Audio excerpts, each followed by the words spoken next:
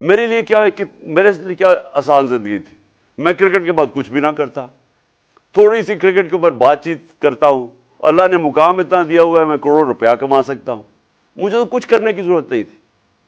لیکن اللہ نے ہمیں کسی مقصد کے لیے پیدا کیا ہے۔ جانور آتے ہیں، بچے پیدا کرتے ہیں، کھا پی کے مر جاتے ہیں، تو انسان بھی اگر اس کو اب سمجھ ہی نہ آئے کہ اللہ نے ہمیں کسی مقصد کے لیے پیدا کیا ہے، تو اس میں جانوروں میں کیا فرق رہ جاتا ہے؟ کہ دیکھیں، مایوسی گناہ ہے۔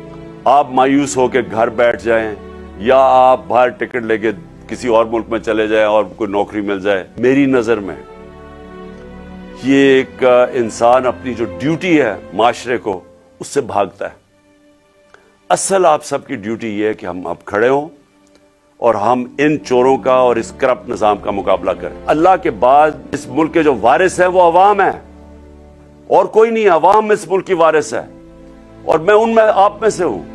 ہم نے اس عوام نے ایک قوم بن کے ہم نے اس مشکل وقت سے نکلنا ہے۔